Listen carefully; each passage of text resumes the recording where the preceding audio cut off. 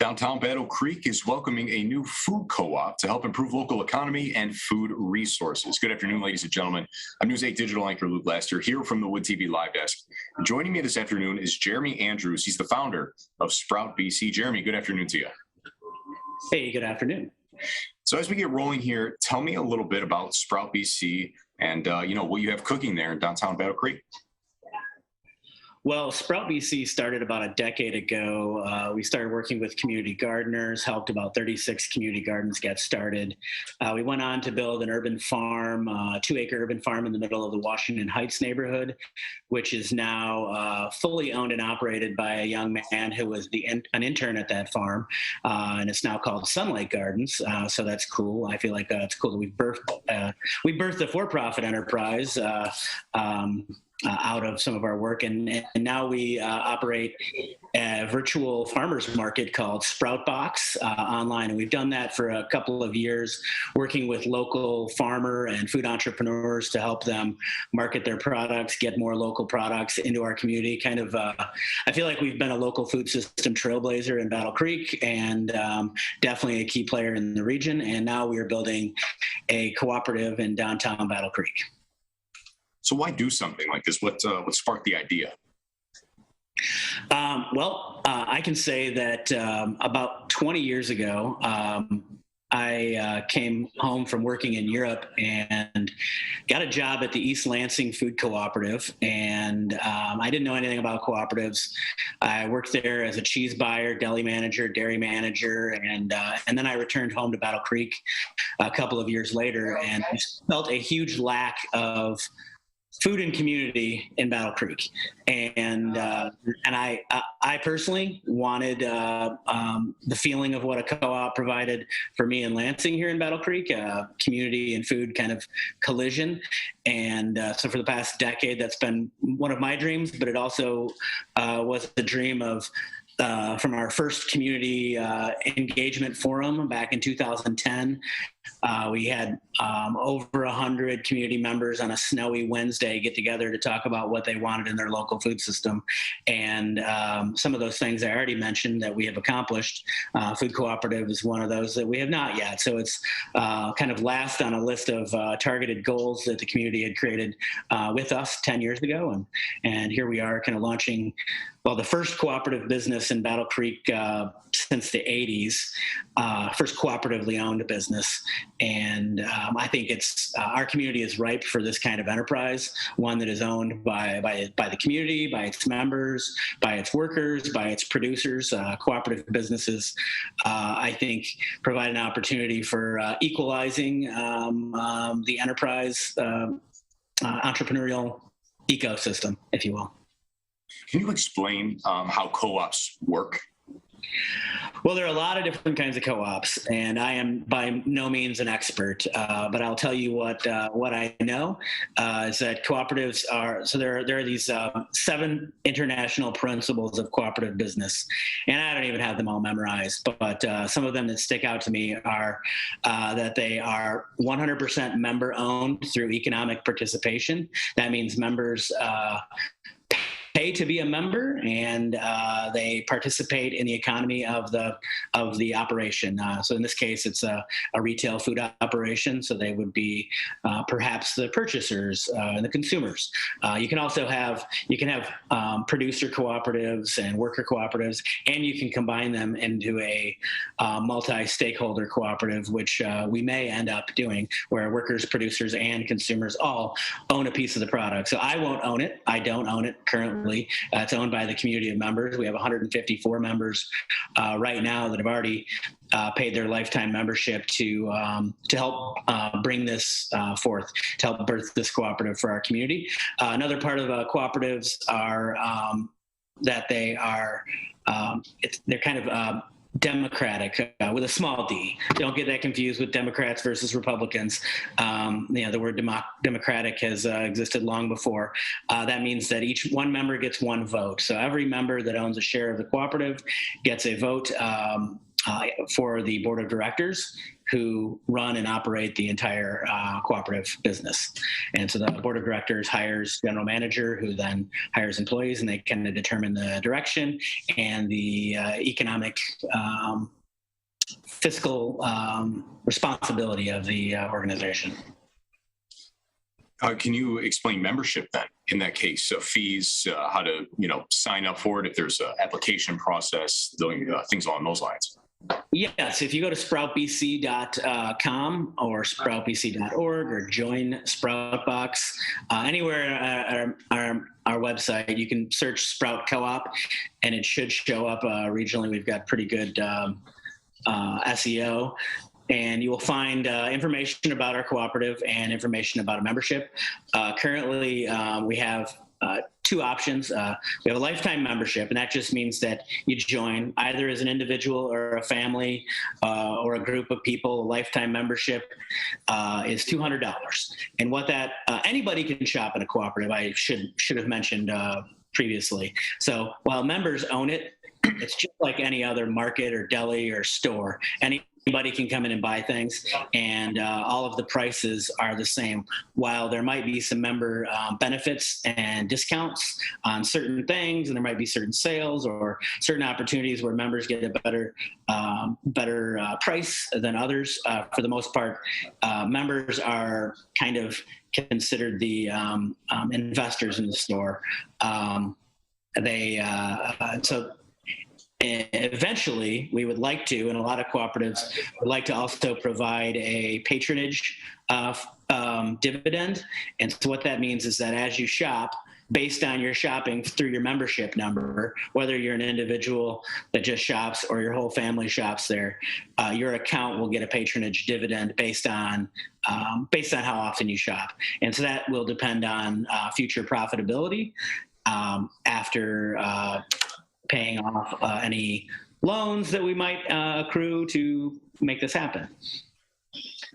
If you could, I'm learning, as you're explaining, but if you could explain the setup a little bit. You sent over some photos prior to our conversation, indoors. What will the setup look like? Well, we don't have our final design layout yet. We engaged some grocery and cooperative consultants to help us with that. We'll know that in about the next month. But what I can say is there's kind of two parts to this building, and about 2/3 of it will be a walk-in market with fresh produce, bulk items, frozen meats and frozen vegetables, as local as possible. But there will also probably be some national brands, national organic brands. We want to provide staple options for families, affordable staple options, but also some niche specialty options, maybe some cheeses, maybe some local coffees, maybe some local flours, probably a small section for health and beauty, but not too big, mostly focused on food. And then on the right side of the building, maybe 1/3 of the building will be focused on ready to eat and prepared foods, things that are made from local goods but are ready to eat right now, either in our deli, seated, or to go. And we'll have a large kitchen where both our staff and other entrepreneurs might be using that kitchen to make goods. So we'll have a kitchen that our staff uses for deli items, but it'll also be an incubator kitchen to help other small food enterprises that may be just emerging, or they don't need a full kitchen. They just need a kitchen for a day or two or a couple of hours. They'll be able to rent our kitchen for use as well. We currently do a similar operation in our location in Springfield, Michigan, with an incubator kitchen. We're just not open to the public. From an economic standpoint, why is this important for the downtown Battle Creek area? Well, we think supporting local food systems is important for any area. Battle Creek just happens to be the place we're in, but we believe that our food system has been centralized over time and owned by very few. And we see that in large conglomerates, food companies, and the way that we get our food through, whether it be through large grocery operations or other like food manufacturers and producers. And what we believe, though, is that decentralizing that and leveling the playing field. So a lot of those larger, big, some people call it big food, they get a benefit through farm subsidies, large subsidies for large corporations, whereas the small corporation, the small family business, the small family farm, just does not get that kind of advantage, and so they're in fact are disadvantaged in our economy. And we hope to level the playing field in a small way. By no means are we interested, or do we have the goal of taking down big food? That's not anything in our radar. What we want to do is level the playing field and help small businesses survive and thrive by both promoting their goods and promoting local food and the value of local food purchasing to a local economy. When you buy from local businesses, those dollars stay in your community. When you buy from businesses that aren't local, some of those dollars, if not all of them, leave your community. And so communities that are based around multinational corporations tend to have a lot of dollars that leave and don't stay in their community, and we hope to level that playing field. What excites you the most about this project? What excites me the most, I'm a pretty simple person. I'm excited about having a really cool place to shop and buy food, but I'm also excited to have birthed the cooperative in my community. I feel like it's a really cool project. I feel like what I hope. Personally and organizationally, we hope that not only does this project help support local entrepreneurs, but it also helps encourage the creation of other cooperatives in our community based on consumers and producers and workers. We don't have enough cooperatives in our community. We don't have enough in our state. And there aren't really a lot. It's really kind of an underutilized business entity that I believe needs to exist more because it comes from the ground up. These are not top-down entities. These are grassroots businesses designed and owned by the people who use them or produce for them. Last question for you here, actually second to last question. Let's talk, you made a brief mention of it earlier. Let's talk funding and then the timeline. Where are the funds coming from, and then what's the timeline look like? Well, we're a nonprofit organization, and so we've received some funds from various entities. Battle Creek Unlimited was one of our first funders. They had a real estate investment fund for restaurants and food producers downtown. We secured funds from them in late 2020. We secured funds from the Miller Foundation, which is a local family foundation in Battle Creek. They've been super supportive of our operation and are a really great local foundation to work with. We currently operate on W.K. Kellogg Foundation funds. However, we haven't received any funds for the cooperative from the Kellogg Foundation. We receive funds from them to support local food entrepreneur ecosystem, though. So there's very much overlap. We also just received a USDA Healthy Food Financing Initiative award for a co-op. We're one of 7 new cooperatives that have received that award, and a couple, I think, in the state of Michigan received them as well. Perhaps the East Lansing Food Co-op, my alma mater, I think did as well. So those are some of our small funds. We also have some funds pending with the Bronson Battle Creek Community Health Partners and a Common Citizen grant that we just applied for. This is $1 million project, and we've received about half of that so far, and we're hoping to gather maybe another 25% in membership fees, and so that any loans that we need to take out are minimal. And then the timeline there as well.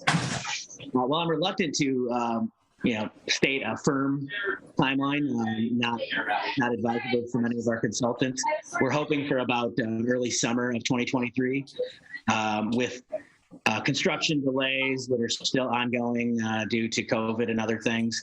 Who knows what surprises might come up for us? But that's a timeline that we hope to achieve. Jeremy, I really appreciate it. Hey, it's nice to meet you, Luke, and thanks Wood TV. And get your Sprout Cooperative membership. It's $200 or $20 a month for 10 months, so it is affordable. And just go to sproutbc.org or Google Sprout Co-op. Follow us on Facebook, Instagram, Twitter, and MySpace. Ladies and gentlemen, if you tuned in maybe halfway through the stream or just now clicking in, there's a link attached. If you're viewing here on Facebook, it takes you over to woodtv.com. You can view our full conversation right there. Again, Jeremy, thank you for your time. Thank you. Folks, this has been a look at the Wood TV Live Desk. I'm News 8 Digital anchor Luke Laster. Have a great afternoon, and we'll see you around.